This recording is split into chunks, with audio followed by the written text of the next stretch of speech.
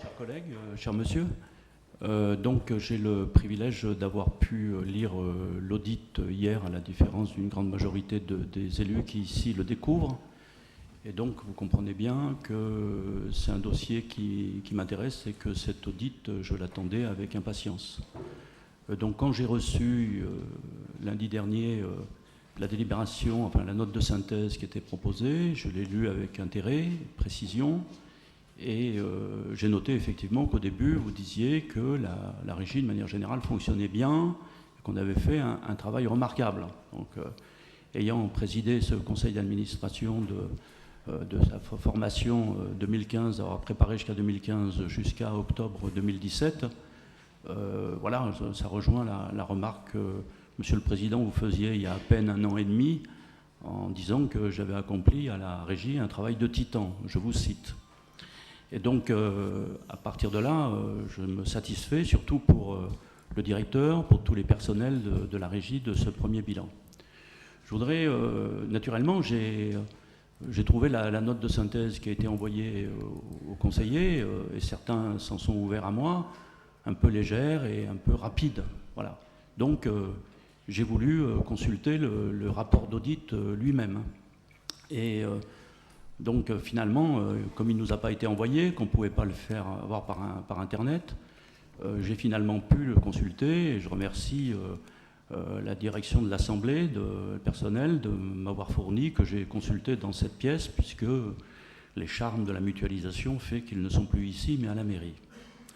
Donc j'ai pu le lire hier. Et donc d'essayer de voir s'il y avait des choses plus précises par rapport aux différentes questions que vous avez abordées. Certaines de vos recommandations sont intéressantes et je pense qu'il faudrait les mettre en œuvre. Bon, il y a d'autres remarques qui peuvent se poser. C'est qu'effectivement, quand vous faites allusion aux maladies courantes, il n'y a pas d'accident du travail, il faut s'en féliciter, surtout si on compare ça avec le métier de l'eau dans le reste de la France. Mais en termes de maladies, c'est un petit peu plus important. Donc il faut peut-être intégrer, si on avait interrogé de manière plus approfondie le personnel, on saurait par exemple que la régie des eaux de Montpellier a, dès le début, respecté les engagements en termes de taux d'emploi handicapés, de personnes en situation de handicap, et qu'il y a des prescriptions médicales précises, on se souvient très bien, qui ont été faites pour certains personnels. Et que donc, au niveau des maladies, ça fait monter un petit peu au-dessus de la moyenne générale, mais on se situe dans la moyenne des entreprises privées. Concernant le recouvrement, le taux de recouvrement qui est une des angoisses de tout le monde de l'eau depuis la loi Hartmann et la loi Brottes, puisqu'elle interdit les coupures d'eau, et ce qui est en soi une très bonne chose, mais on craignait qu'il y ait une chute du recouvrement. Et on s'aperçoit ces dernières années qu'il n'y a pas de chute majeure du recouvrement partout en France et qu'on a des taux à peu près identiques à ceux qui sont pratiqués ici sur la régie, qu'on a sur la régie. La suggestion que vous faites d'une relation avec l'usager à l'échelle de la métropole me paraît une idée à creuser, mais il faut tenir compte du fait que sur le territoire de notre métropole, il y a 80% de la population qui est couverte par la régie, mais il y a 20% de la population à l'est et à l'ouest qui sont couverts par des syndicats, et ces syndicats ont gardé leur spécificité et la garderont. Donc la relation à l'usager à l'échelle de la métropole peut se faire concernant l'assainissement, par exemple. Et donc, il faudrait commencer à réfléchir à la façon dont nous allons aborder ensemble le renouvellement des contrats d'assainissement pour tout le territoire de la métropole à partir du 1er janvier 2021. Et donc, c'est une discussion qui va commencer à s'engager en 2019. Avec, faut-il renouveler cette DSP? Faut-il regrouper tout dans une régie? Comment il faut organiser la présence à l'échelle de la métropole sur ce dossier vital pour l'avenir de l'environnement et de notre territoire? C'est une question intéressante à creuser, mais que l'on ne peut pas satisfaire aujourd'hui. Bon, il y a d'autres questions du même type. Concernant le conseil d'administration, d'abord, je suis très étonné de ne pas avoir été interrogé, ni, je crois, la présidente actuelle. Enfin, moi, je n'ai pas été interrogé. J'ai interrogé d'autres membres du conseil d'administration. Ils n'ont pas été interrogés, on ne les a pas vus, et on n'a pas pu donner notre vision.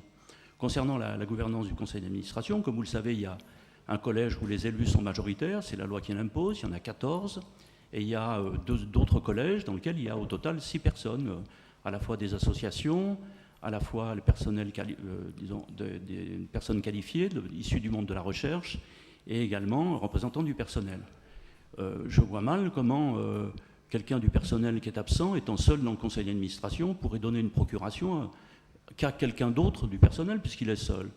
La personne qualifiée étant seule également, elle ne peut donner de procuration. Donc, et je me suis un peu renseigné, une fois que j'avais lu votre rapport hier après-midi, je me suis renseigné auprès des autres régies en France.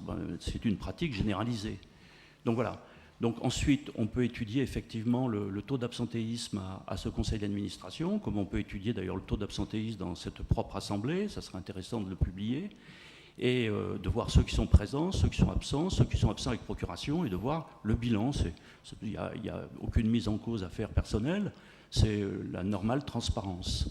Et il faut reconnaître que c'est parmi les 14 élus qui a eu le plus d'absence, et que par contre, la côté société civile, c'est que le moins d'absence. En tout cas, sur la période où moi, parce que je faisais un relevé des absences, la période où j'étais en responsabilité. Donc effectivement, il faut aborder. Sur les autres sujets, ça peut être étudié en détail. Bon, ceci dit, je vous avoue que ma carrière professionnelle m'a amené à lire beaucoup d'audits et puis même à former des auditeurs. Donc je ne veux pas contester vos compétences, monsieur. Mais quand je suis arrivé, c'est peut-être la demande qui était celle de la métropole, je ne sais pas qui en a la responsabilité. Mais comme on ne me communiquait pas ce rapport d'audit, je pensais qu'il était très gros, qu'il était lourd, que c'était je ne sais pas quoi, difficulté, qu'on ne pouvait même pas le consulter par Internet. Il n'y a absolument rien de secret dans ce que vous nous avez avancé, c'est tout à fait intéressant. Et donc je suis tombé sur un rapport d'audit qui a la forme d'un PowerPoint de 34 pages, dont 32 de texte, réduit à un document Word en 12 ou 14, ça vous fait 7 à 8 pages. Je dois vous avouer que dans les audits que j'ai travaillé dans ma vie, c'est le plus petit que je rencontre, quoi. Et donc je le trouve personnellement un petit peu léger, je me permets de le dire. Et voilà, donc j'aimerais savoir combien, ça j'ai pas pu le trouver en balayant, mais j'ai pas eu beaucoup de temps depuis hier, en balayant toutes les décisions du président depuis un an, savoir combien est payé cet audit, parce que ça m'interroge en tant que conseiller communautaire, gardien comme vous tous de l'argent, du bon usage de l'argent public. Et j'ai lu le texte et qu'on m'a confié hier, à la fois sur un iPad et à la fois en papier, voilà, je l'ai lu avec attention, et à un moment donné, je suis tombé sur des chiffres qui m'ont paru étranges, notamment à la page 4. Et j'ai vu qu'il y avait sur notre aire de captage, pour de distribution d'eau, 610 000 habitants. C'est pas possible. Sur l'aire de Montpellier, qui concerne la régie, 80% de la population, c'est 340 000. Hein. D'ailleurs, vous l'avez rappelé, c'est au début du document. Donc j'étais étonné. En plus, il n'y avait que 40 000 abonnés. Ça signifiait que c'est des chiffres qu'on observe plutôt dans des villes comme Lyon, Marseille, Paris, où il y a une concentration urbaine plus importante que chez nous. 40 000 abonnés, nous on a 70 000 abonnés et on a 340 000 personnes. Donc j'étais un peu étonné. Donc je me suis dit, tiens, je vais relire en détail ces chiffres. Et quelle ne fut pas ma surprise de découvrir que vous ne parlez pas du tout dans cette page 4 de Montpellier. Vous faites explicitement référence au Mont Valérien, à l'aire de captage du Mont Valérien. Donc je ne savais pas que le Mont Valérien était à Montpellier, donc déjà, donc l'aire de captage du Mont Valérien, vous faites allusion à Rueil-Malmaison, et ça sous le logo de la métropole. C'est-à-dire que ce n'est pas un document qui s'est glissé par hasard. Alors, comme on ne me communiquait pas le document personnellement, je l'ai photocopié. Le document est ici, on voit qu'il y a le logo de la métropole, et à l'intérieur, vous pouvez le lire, vous parlez du Mont Valérien, du nombre de litres de mètres cubes qu'il y a dans le Mont Valérien, du nombre de personnes concernées. Donc moi, je considère que ce document n'est pas valable à partir du moment où il a une page qui est un copier-coller. Alors certes, voilà, c'est votre responsabilité, monsieur, mais ici, vous n'êtes pas élu. Je m'adresse au président de la métropole. Il y a quelqu'un qui devait relire ce texte. Il y a quelqu'un qui n'a pas relu ce texte. Voilà, parce qu'on n'aurait pas dû laisser passer ça. Et ça met un petit doute sur le reste du document et sur sa pertinence, même s'il y a des choses intéressantes à l'intérieur. Donc, à mon avis, Monsieur le Président, nous ne pouvons pas acter ce soir, parce que si nous actons ce rapport avec cette erreur-là que je peux vous faire parvenir, vous pouvez la consulter sur les documents, eh bien, ça signifie qu'à ce moment-là, vous payez la prestation. Moi, je serais maire, quelqu'un me ferait ça dans mon conseil municipal, je ne payerais pas la prestation. Donc, je n'acterai pas ce document. Voilà, donc je pense qu'il y a un petit doute sur la valeur de ce document.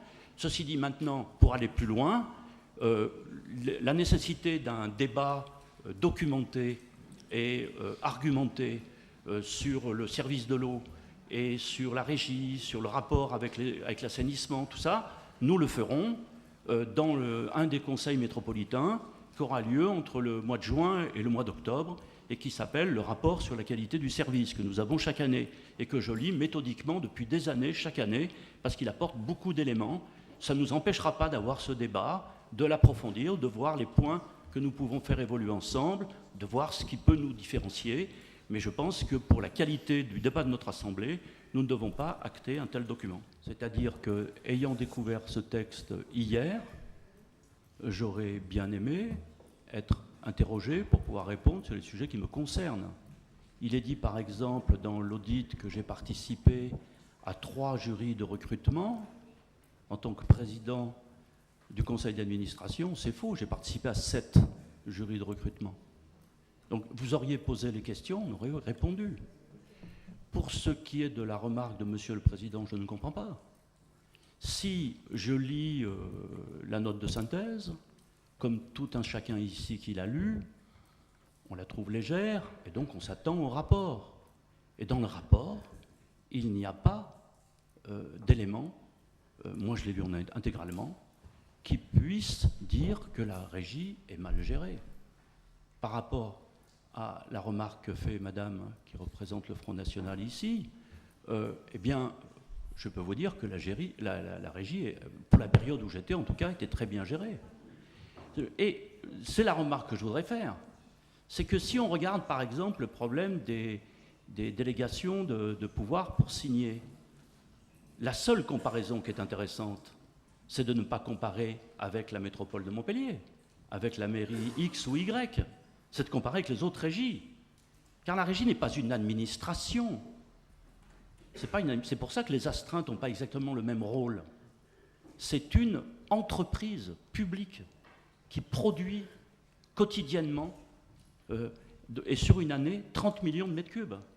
Et que par exemple, pour ce qui est du fonctionnement des astreintes, il ne vous a pas échappé que le climat se modifie un peu chez nous et que du mois de mai jusqu'au mois de novembre, nous avons eu une période de sécheresse la plus longue depuis de très longues années. Et que cette période de sécheresse a entraîné plus de fuites qu'avant. Et que donc, automatiquement, les interventions d'astreinte ont augmenté. Je n'étais pas nécessairement en responsabilité à ce moment-là, mais j'ai observé les choses. Et puis on le voit bien, puis sur nos communes, on le voit bien. Donc, par ailleurs, il n'y a aucune remarque qui n'est faite sur l'investissement à l'intérieur de la régie. Nous remplacions du temps de Veolia, mais c'est nous qui le faisions, hein, c'est pas Veolia, on le faisait avec les maigres 14 centimes que nous laissait le contrat. D'accord ? Nous renouvelions avant 0,3% du réseau, et avec la régie, en 2 ans d'existence, on a doublé, on renouvelle 0,6, et ce n'est pas suffisant, on va augmenter. Et l'investissement a été multiplié par 3. Donc, voilà une régie qui fait très bien son travail, et moi, ce que je trouve flou, c'est de vouloir salir une régie qu'on a voulu ensemble faire, et qui fait globalement son travail correctement. Et que donc aujourd'hui, dans les données qui sont faites par cet audit, moi je n'attaque pas l'audit, je dis que j'ai lu beaucoup d'audits, je dis qu'il est léger, c'est le droit d'avoir cette appréciation, voilà, et je dis qu'il y a une phrase, il y a une page qui n'est pas une page de contexte, vous l'avez remarqué vous-même, c'est un copier-coller qui a été raté, et ça j'aime pas, je dois vous avouer, c'est mon côté prof, j'aime pas le copier-coller raté, voilà, donc c'est pas possible d'adopter un document de cette nature-là. Donc voilà, donc dans ces conditions, la discussion qui a lieu sur le personnel est très intéressante parce que vous pourriez étudier précisément le statut des gens qui viennent de Veolia, le nombre de congés, le travail est fait. Moi, je pense que là, vous avez affaire à un travail très bien. Donc ceux qui sont, voilà, qui sont hostiles à la régie, je le comprends, et qui défendent leur point de vue d'un point de vue théorique, mais qu'ils n'utilisent pas aujourd'hui quelque chose qui est insuffisant. Et si on regarde le texte qui nous a été fourni, c'est rien d'autre. Bon, il ne remet pas en cause particulièrement le fonctionnement de la régie. Il dit au contraire que son fonctionnement est bon, et que son travail a été remarquable.